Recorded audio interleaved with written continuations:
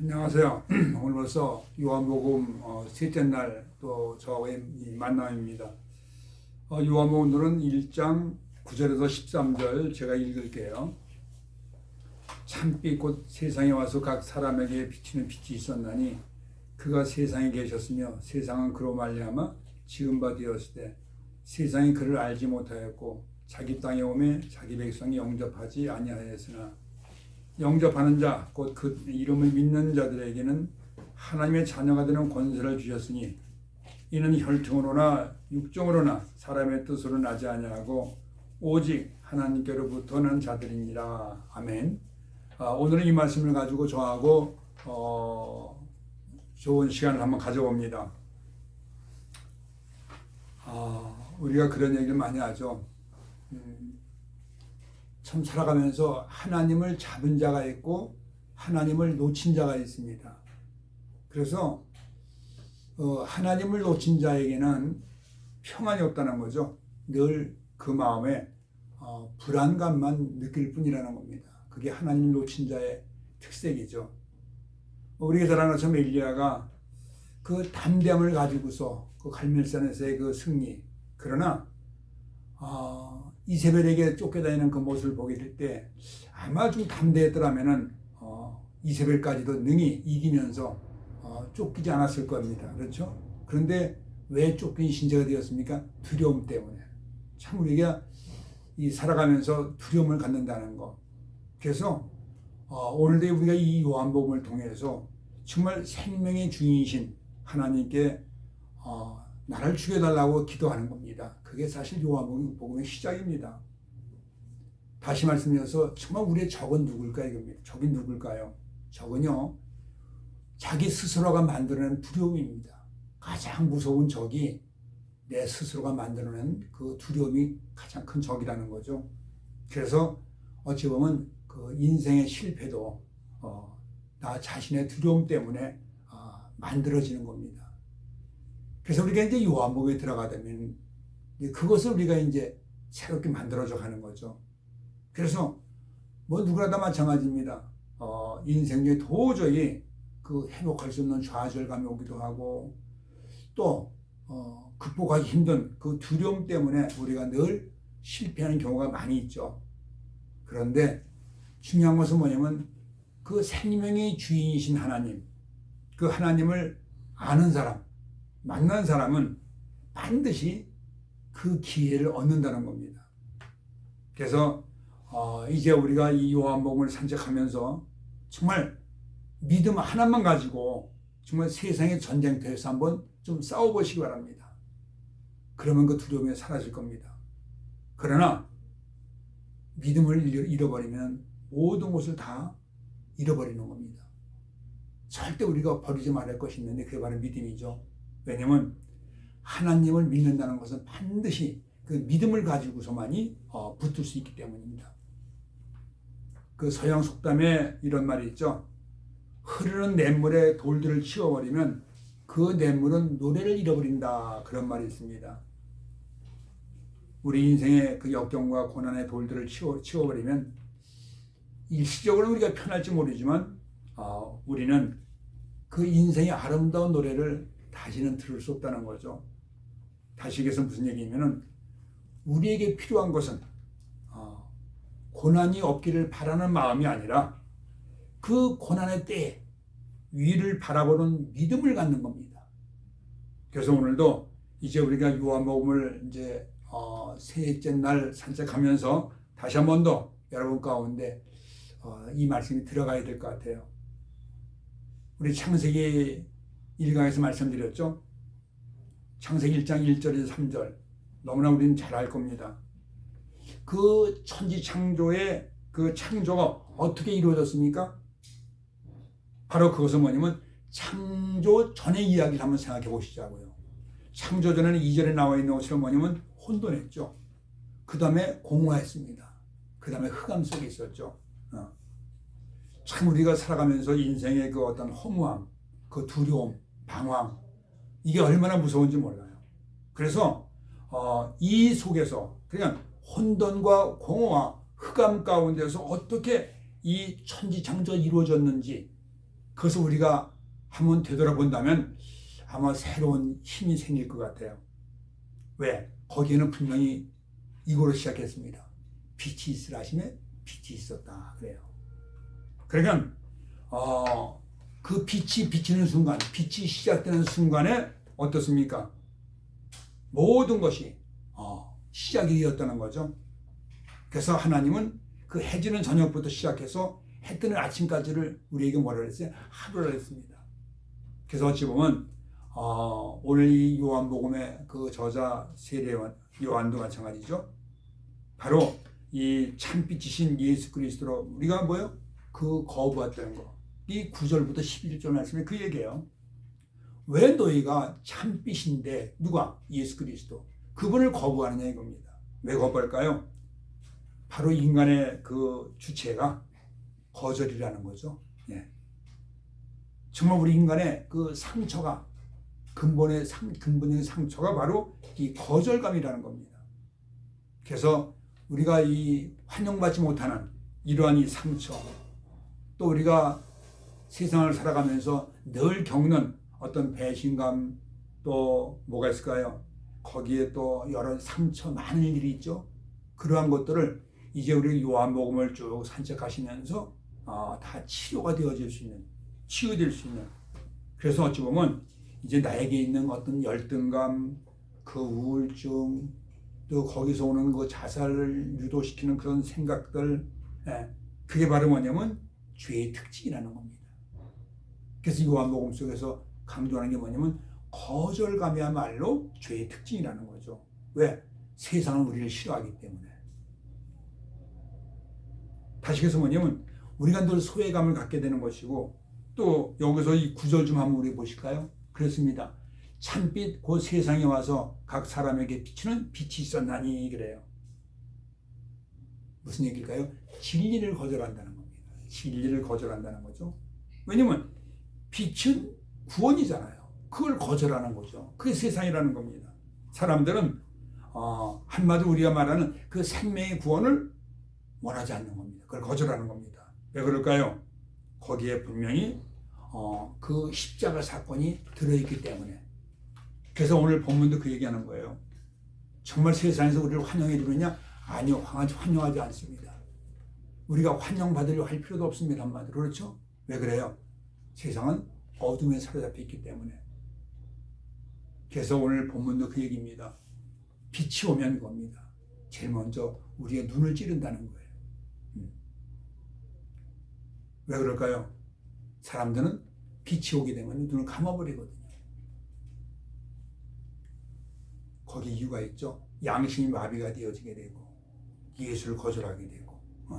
그러니까 내 자신을 찌르는 것이 싫어가지고 눈을 감아버리는 겁니다. 그래서 어찌 보면 이 요한복음을 통해서 우리에게 주시는 말씀이 그 얘기예요. 너희가 빛이 오는 것을 수단과 방법을 가리지 않고 막는다는 겁니다.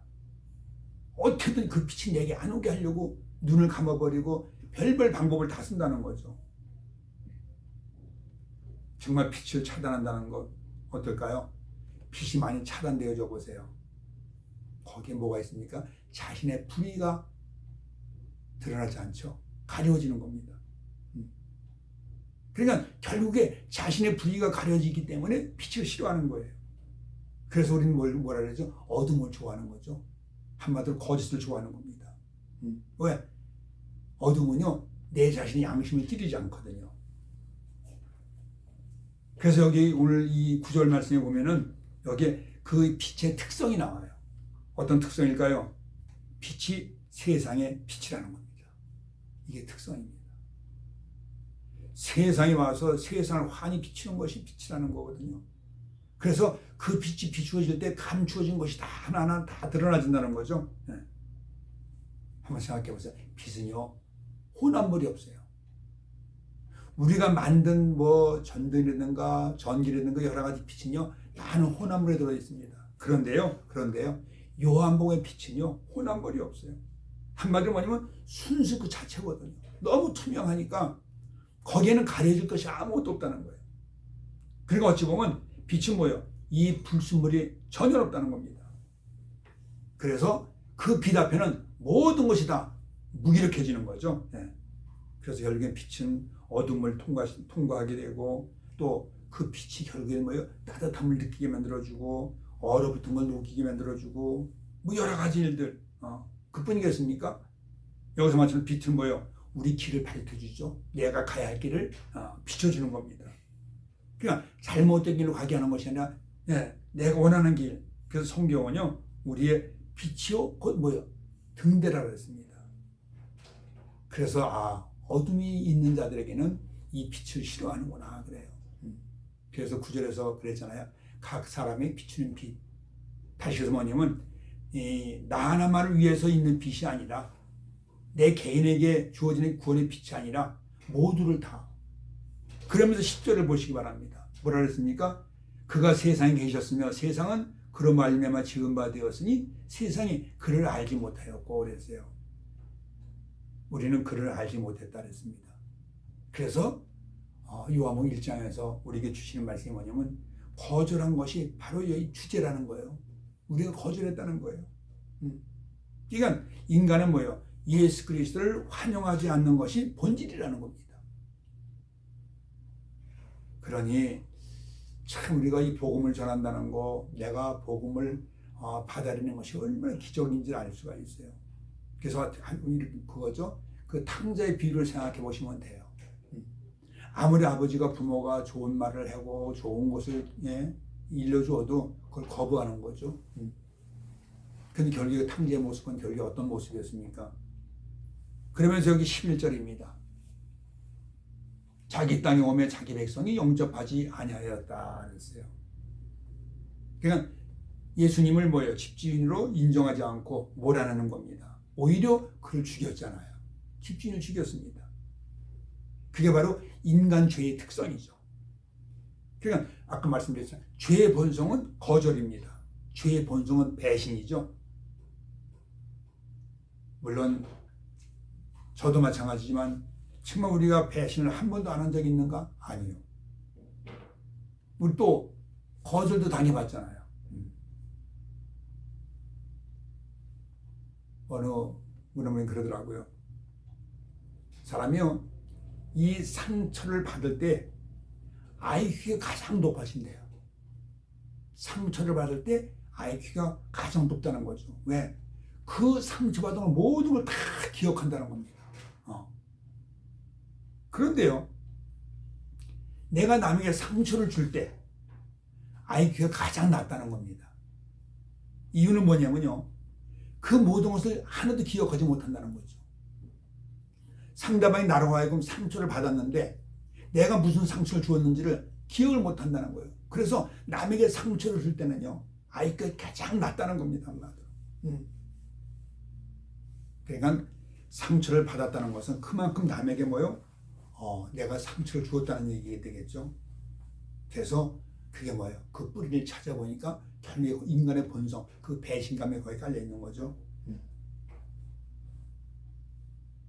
그 다음에 저기 이제 12절입니다. 영접하는 자, 곧 그 이름을 믿는 자들에게는 하나님의 자녀가 되는 권세를 주셨으니 그랬어요. 자, 모든 주제는 말씀드렸죠. 거절과 배신이라 했습니다. 그럼 거기엔 뭐가 있어요? 빛과 진리가 또 따라야겠죠. 그러니까 한마디로 뭐냐면 반대로 내 인생을 바꿔서 내가 거절 인생에서 그 환영받는 인생으로 바뀐다는 것은 뭐냐면 그 빛과 진리를 내가 거절하지 아니하고 그걸 받아들이는 겁니다. 그게 10절 말씀이에요. 그러니까 부정에서 긍정으로 그 인생을 한번 바꿔보라는 겁니다. 그럼 부정적인 생각 속에서 긍정적인 그 사고방식이 되어지려면 어떻게 하면 되느냐? 그 빛과 진리를 받아들이라는 거죠. 그럼 어떻게 되겠습니까? 바로 오늘 이 12절 말씀처럼 뭐냐면 영접하는 거죠. 받아들이면. 그러면서 여기 이제 그 영접하는 자에게 주어지는 권세가 있잖아요. 13절이죠. 이는 혈통으로나 육종으로나 사람의 뜻으로 나지 아니하고 오직 하나님께로부터 난 자들이니라 그랬어요. 바로 이와 같이 긍정적인 것, 빛과 진리를 받아들이게 되면은 결국에 그 하나님의 자녀가 되는 권세를 받는다. 이게 거기 대가예요. 그렇게 되면요, 정말 우리는 상상할 수 없는 그 기적과 축복이 우리에게 임한다는 거죠. 그게 자녀의 축복입니다. 그래서 그 하나님의 자녀가 된다는 것, 내 인생의 소속이 바뀌는 거고요, 환경이 바뀌는 거고요, 상속의 조건이 달라지는 겁니다. 모든 재산을 다 내가 다 받게 되는 거죠. 그래서 오늘도 이 말씀을 통해서 그럼 어떻게 해서 이 13절 말씀처럼 이러한 일이 일어날 수 있느냐 이겁니다. 이것은 사람의 뜻이라면 불가능할 겁니다. 그러나 하나님의 뜻이기 때문에 가능하다는 거죠. 우리가 할 수 있는 것은 아닙니다.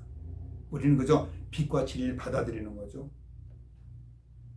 그러면 하나님의 뜻은 어떤 것일까요? 바로 여기 말씀처럼 뭐냐면 우리가 자녀가 되는 것을 원하신다는 거죠.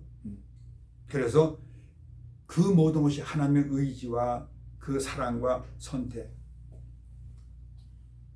그 어느 기사에 보니까 딱 사흘간이라는 아주 재미난 이야기가 있습니다. 이 말씀만 드리고 마칠 텐데요.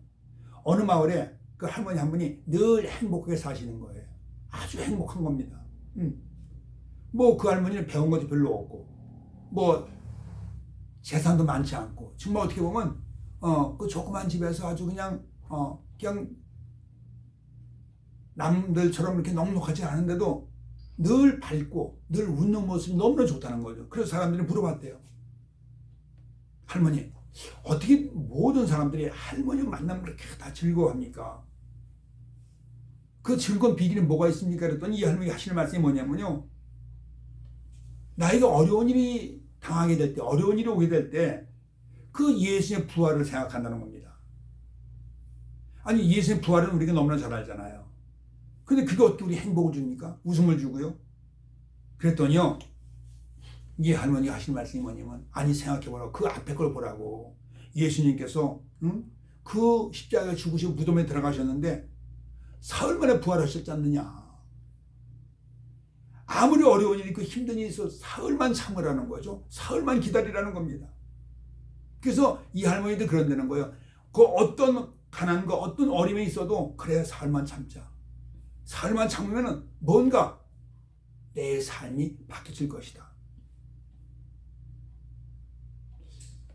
어때요? 공감하지 않습니까? 사실 성경에서는 예수님께서 사흘 만에 부활하신 사건도 있지만 또 구약에도 많은 일들이 있었죠. 아브라함이 고민하고 걸어갔죠. 며칠 길을 그 아들을 죽이러 제물을 바치려고 사흘 길을 갔습니다. 그러면 그 고민 나름대로 다 고민하면서 사흘 길을 정말 고통 가운데 모리아산에 갔더니 거기 누가 계셨습니까? 하나님 계셨죠. 하나님께서 모든 걸 다 준비하고 계셨습니다. 또 여러분 잘 아는 그 히스기야 왕도 병이 들어가지고서 다 죽게 되었을 때 그건 뭐예요? 기도하면서 사흘 만에 성전에 올라가가지고서 응답받잖아요. 치료를 받는 거죠. 그뿐입니까? 그렇게 뺀질거리던 요나가 그 물고기 뱃속에서 사흘 동안 있다가 그도 뭐예요? 토해져 나왔잖아요. 그러니까 우리가 이걸 보면서 그뿐만 아니라 그 에스더와 그 백성들도 다 마찬가지로 에스더 있잖아요. 사흘 동안을 기도하는 가운데 결국 뭐예요? 승리했거든요. 그러니까 이 할머니가 말씀하신 대로 우리가 그 요한복음 속에 들어가서 힘들지만서도 어렵지만서도 때는 이해가 안 되더라도 그 빛 가운데로 들어가진다면 이제 이 말씀들이 결국엔 다 내 것이 되어진다는 것. 그래서 이 할머니가 말씀하신 대로 물론 지금 어려운 시대죠. 더 어려워질 겁니다. 그러면 사흘만 기다리는 그 심정으로 사흘만 참으면은 새로운 것이 열린다는 것을 분명히 믿으시고 변함없이 요한복음 산책을 같이 동행해 주시기 부탁드립니다. 감사합니다.